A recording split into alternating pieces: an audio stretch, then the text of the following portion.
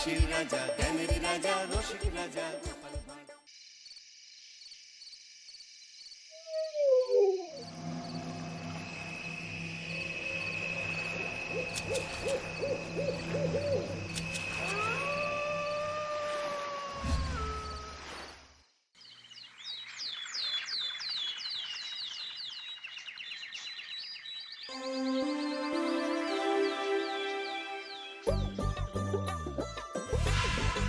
দূর দূর, হঠাৎ করে কেন যে এত চুল ঝরছে বুঝতেই পারছি না।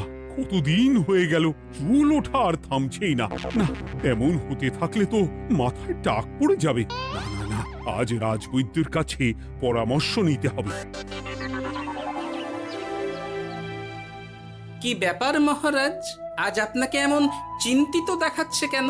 জীবনে বড় দুঃখ গোপাল, মন মেজাজ একদম ভালো নেই। সে কি, কি হয়েছে মহারাজ? গোপাল থাকতে দুঃখ কিসের? আর বলো না, মাথার চুলগুলো আজকাল ঝড়ে পড়া পাতার মতো পটপট করে ঝরে যাচ্ছে। আমি তো জানি কেন এমন হচ্ছে, কিন্তু এখনই মুখ খুললে চলবে না। আর একটু বেশি বিপদ বাড়লে তখন মাঠে নামবো। তাই বলুন। এ তো খুব ছোট ব্যাপার, চুল ঝরলে টাক পড়বে, আর সেটা পড়া কত ভালো জানেন? কথায় আছে, যত বড় টাক তত বেশি টাকা। তুমি চুপ করো তো বাপু। যদি টাক থাকলেই টাকা হতো, তাহলে তোমার টাকা কোথায়? যেটা বোঝো না সেটা নিয়ে কথা বলো না। তাই না তাই, মহারাজের ঝরছে চুল, চিন্তার ভাঁজ মাথায়। গোপাল যতই চেষ্টা করুক, চিড়ে ভিজবে না কথায়। তোমরা সকলে থামো তো দেখি। ও রাজবৈদ্য, তুমি এর কিছু উপায় বলো। আগে মহারাজ, অনেক সময় দেহে ওই লৌহের পরিমাণ কমে গেলে এমন চুল ঝরে। আপনি বরং পালং শাক, ওই কিশমিশ, কলা ও আরো কিছু ফল আমি বলে দিচ্ছি, সেগুলো বেশি করে খান। আচ্ছা আচ্ছা আচ্ছা, তবে তাই করে দেখি।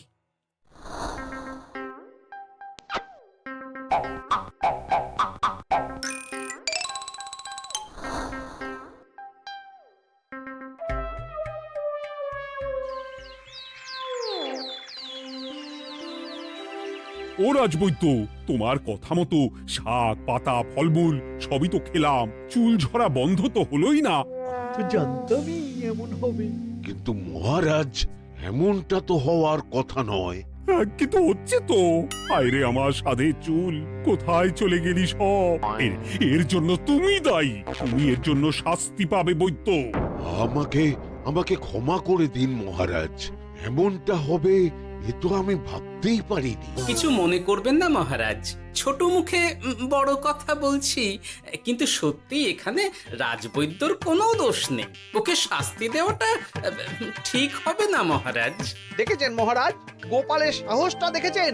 আপনার মুখের উপর কথা বলছে। তা বলি, তুমি যখন এতই বোঝো, তাহলে নিজেই একটা আস্ত লোহা খেয়ে দেখো না, তোমার মাথায় চুল গজাচ্ছে কিনা। ঠিকই আছে, এসব মূর্খের মতো কথা কেবল আপনার থেকেই আশা করা যায় মন্ত্রী মশাই। মহারাজ, আপনি বিচক্ষণ মানুষ, আমার শুধু অনুরোধ, আরেকবার ভেবে দেখবেন। ঠিক আছে, রাজবৈদ্যকে আমি শাস্তি দেব না, কিন্তু সকলের জন্য আমার একটা ঘোষণা আছে। কি ঘোষণা? আমার এই কঠিন সমস্যা যে দূর করে দিতে পারবে, তাকে আমি বিশেষ পুরস্কারে ভূষিত করব। এই তো পেয়েছি, এই সুযোগ কোনোভাবেই হাতছাড়া করা চলবে না। এবারের সমস্যাটা সত্যি বেশ কঠিন। কি করলে যে মহারাজের চুল পড়া বন্ধ হবে সেই উপায় মাথাতেই আসছে না। হঠাৎ করে কেন যে এমন হলো কে জানে।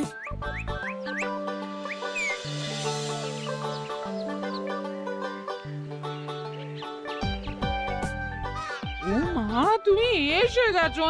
একটু বসো, আমি তেলটা মেখেই হাত ধুয়ে খাবারটা বাড়ছি। হ্যাঁ, সে ঠিক আছে, কিন্তু তুমি কিসের তেল মাখছো এটা? কি আবার মাথার চুলের তেল? এখানেও চুল, ওদিকে মহারাজেরও চুল ঝরে পড়া নিয়ে আমরা সবাই হিমশিম খাচ্ছি গিন্নি। আরে, মহারাজের অত সুন্দর কালো চুলগুলো ঝরে যাচ্ছে, এ তো ভারী দুঃখের কথা। সে আর বলতে। ওই জন্যেই তো আমি বাবা মাথায় এই জড়িবুটি তেল মাখি, এতে চুলের গোড়া শক্ত করে, চুলকে ভালো রাখে, নতুন চুল গজায় সব। হ্যাঁ কি কি বললে? নতুন চুলও গজায়? সত্যি?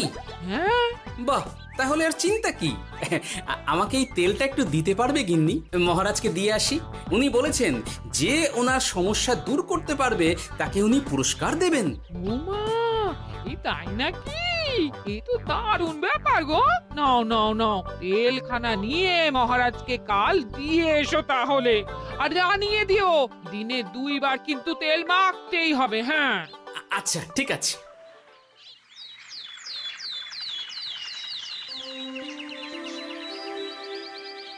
কোনো উপায় খুঁজে পেলে তোমরা?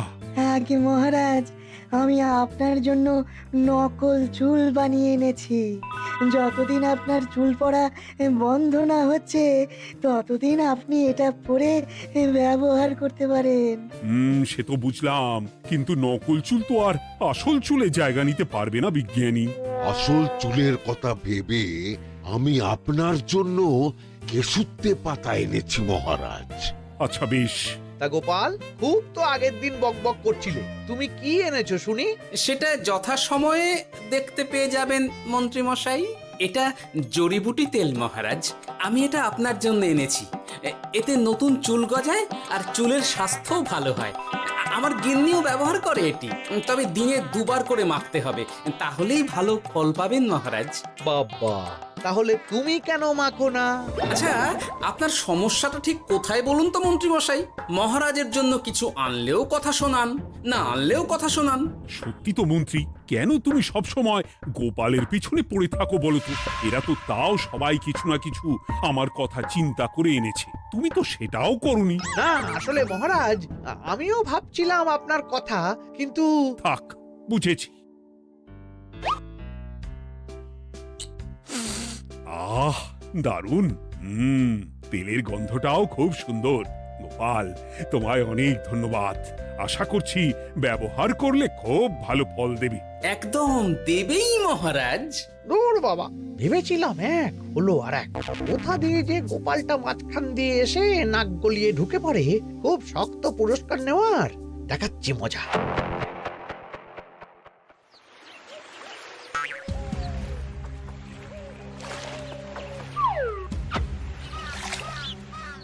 এবারে গোপালের তেল দিয়েই সব কিছু তোলপাড় করব।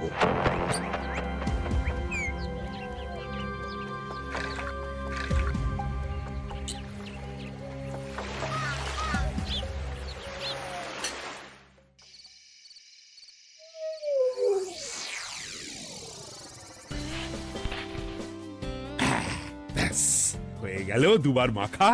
গোপাল বলেছিল এতেই ভালো ফল পাব, কিন্তু এখন মাখার পর মাথাটা কেমন জ্বালা জ্বালা করছে মনে হচ্ছে। হয়তো নতুন চুল গজাবে বলে এমন হচ্ছে। কাল সকালে বোঝা যাবে। এতক্ষণে বোধহয় ছোট ছোট চুল গজিয়েই গেছে। কি এটা চুল গজানোর তেল ছিল নাকি পড়ে যাওয়ার? ভগবান, যেটুকু বাকি ছিল সেটাও ঝরে পড়ে টাক পড়েই গেল। হ্যাঁ, গোপালই হলো যত নষ্টের গোড়া। আজ আসুক সভায়।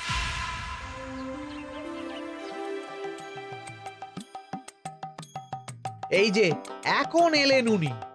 ও কি মহারাজ, আপনি এমন কাপড় মাথায় জড়িয়ে বসে আছেন কেন? তুমি আর এমন প্রশ্ন জিজ্ঞাসা করো না গোপাল, তোমার দয়াতেই মহারাজের এমন অবস্থা।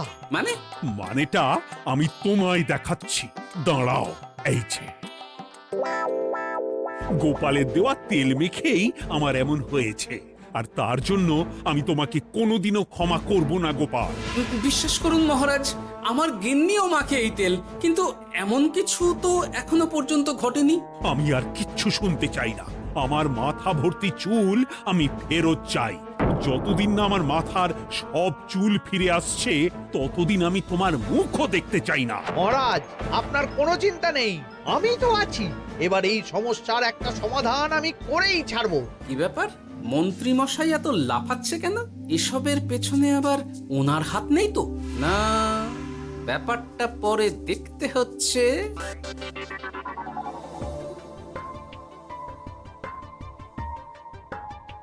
আমি বলি কি মহারাজ, এই সময়টা বরং আপনি নকল চুলটা মানে মানে পরচুলা ব্যবহার করুন। হ্যাঁ, অগত্যা, কিছু তো একটা গন্ডগোল আছেই। গিন্নিও তো রোজ মাথায় তেল মাখে, কই এমন তো হয় না। মন্ত্রী যদি কিছু করেও থাকে তাহলেও হাতে নাতে ধরবো কিভাবে?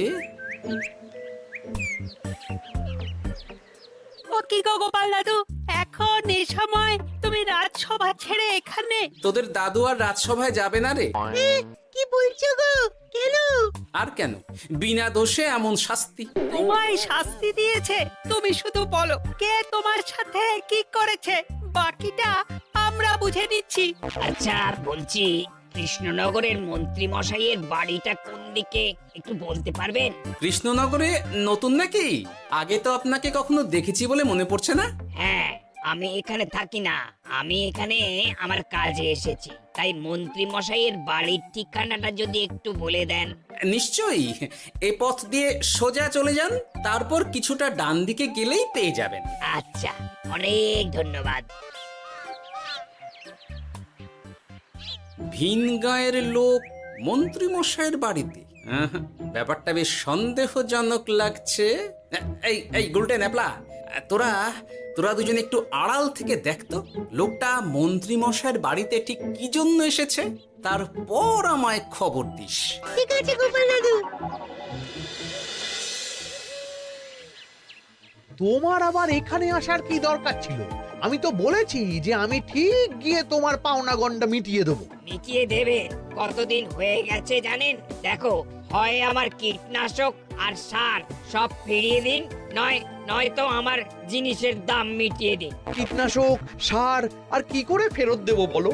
ও তো সব পুকুরের জলে মিশে গেছে। ওসব আমি জানি না, আমার পাওনা গন্ডা মিটিয়ে দিন, ব্যাস।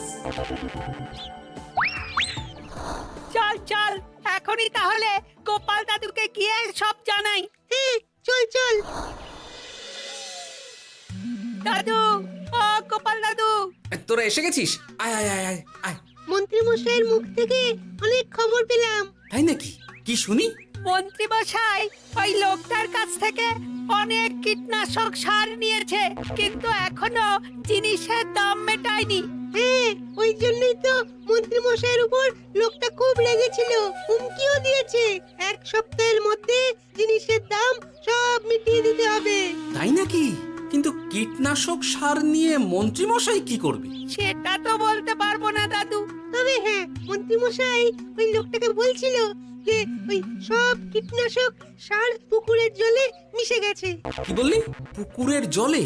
আচ্ছা, এবার দুয়ে দুয়ে 4 করা গেল। অনেক ধন্যবাদ রে তোদের। বল বল, তোরা কি খাবি? কিচ্ছু লাগবে না গোপাল দাদু, তবে ভোলা বয় আর মিষ্টি খাওয়ালে। আচ্ছা আচ্ছা। কি করে যে মহারাজকে আসল ব্যাপারটা বোঝাই, কিছু তো একটা উপায় বের করতেই হবে। তা বলি বাবা, রাজসভায় যেতে হবে না বলে কি সারাদিন এইভাবেই শয়নে শয়নে দিন কাটাবেন বাবা? হ্যাঁ, উপায় পেয়ে গেছি। বুঝলে গিন্নি, আমাকে একটা জায়গায় যেতে হবে, বুঝলে? তারপর ওখানে যদি কাজ হয় তাহলে আগামীকাল রাজসভায় আমি যাব। কিন্তু তুমি যে বলেছিলে তোমার এখন ছুটি। হ্যাঁ, কি আর করি বলো, গুরুত্বপূর্ণ একটা কাজ, তাই যেতেই হবে। আচ্ছা যাও। ওই গো বিজ্ঞানী। আরে গোপাল যে, বলো। এই এই যে বিজ্ঞানী, একটা বিশেষ দরকারে তোমার কাছে এলাম, বুঝলে? হ্যাঁ, বলোই না। আচ্ছা, এই দূষিত জলকে কিভাবে আবার পরিশুদ্ধ করে বলতে পারবে? কেন পারবো না? জলের মধ্যে একটু চুন আর ফটকিরি দিয়ে দিলেই জল আবার দূষণমুক্ত হয়ে যাবে। তবে ওগুলো দেওয়ার পর কিছুদিন সেই জলকে ব্যবহার করা বন্ধ রাখতে হয়। হ্যাঁ। আচ্ছা আচ্ছা, অনেক ধন্যবাদ, আসি তাহলে। হ্যাঁ,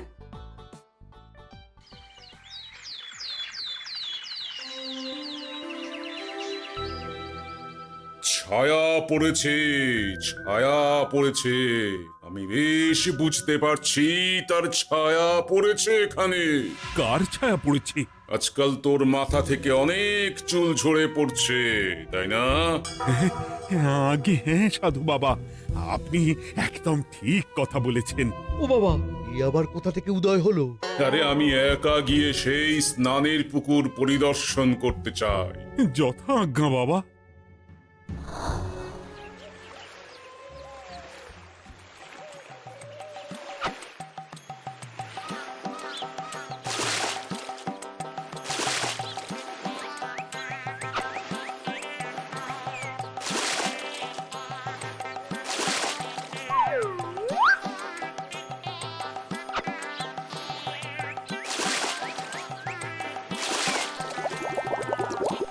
যাক বাবা, মোটামুটি সপ্তাহখানেক এভাবে থাকলেই পুকুরের জল আবার আগের মতো পরিষ্কার হয়ে যাবে। এবার শুধু মহারাজকে একটু বুঝিয়ে বললেই হয়ে যাবে।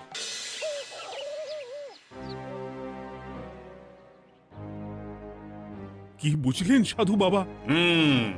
আমার অনুমানটাই ঠিক ছিল। পুকুরের জলে কালো ছায়া পড়েছে, কুদৃষ্টি পড়েছে, তাই এমন হচ্ছে। সে কি? কি কালো ছায়া? যত সব বাজে কথা। জল দূষণ করলাম আমি, আর দোষ পড়ছে কালো ছায়ার উপর। তাহলে এখন কি হবে? চিন্তার কোনো কারণ নেই। আমি মন্ত্রপুত ভস্য ছড়িয়ে দিয়েছি। 1 সপ্তাহ ওই পুকুরের জল স্পর্শ তো দূর, পুকুরের কাছেও যাওয়া নিষেধ। তাহলে আমার মোহরের কি হবে? যথা আজ্ঞা সাধু বাবা। ও কি, তাহলে মহারাজ এতদিন স্নান করবেন কোথায়? সে কথা কাউকে চিন্তা করতে হবে না। মহারাজের ওপরে কালো ছায়া পড়া জল পড়েছে, তাই আগে সেটা শোধন করতে হবে।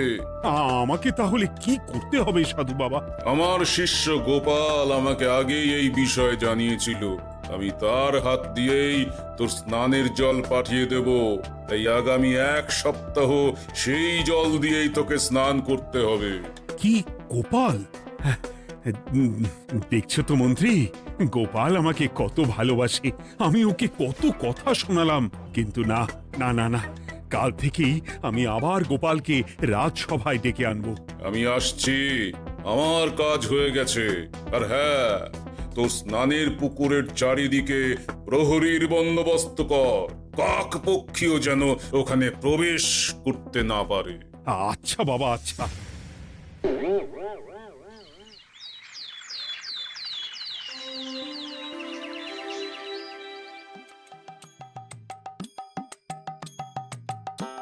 গোপাল, তোমাকে আবার এখানে দেখতে পেয়ে আমার খুব ভালো লাগছে। তোমার গুরুদেব গতকাল এসেছিলেন, কিছু মনে করো না।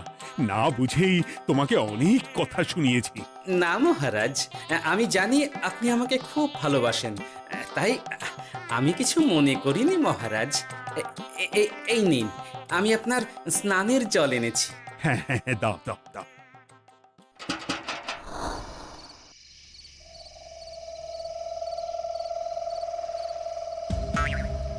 ও বাবা, পুকুরের কাছে যে গিয়ে দেখবো সে উপায় নেই। চারপাশে প্রহরীতে ভর্তি, তাহলে কি সত্যি সত্যি কালো ছায়া পড়েছে? ভালোই হলো, পাওনাদারকে বলে দেবো কীটনাশকটা জালি ছিল। হি হি।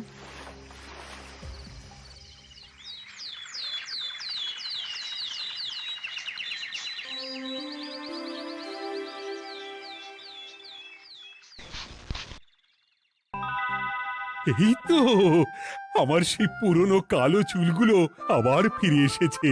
আহা, কি যে আনন্দ হচ্ছে দেখে। আজ 1 সপ্তাহ সম্পূর্ণ হলো। গোপালের জন্য আমার স্নানের পুকুর থেকে কালো ছায়া দূর হয়েছে। আমাকে এই সমস্যা থেকে দূর করার জন্য আমি গোপালকে 100টি মোহর উপহার দিতে চাই। ধন্যবাদ মহারাজ। দূর, আমার আর ভালো লাগে না। সব সময় গোপালই মোহর পায়, এটা তো আমার পাওয়ার কথা ছিল। এদিকে আজকে পাওনাদারও আসবে।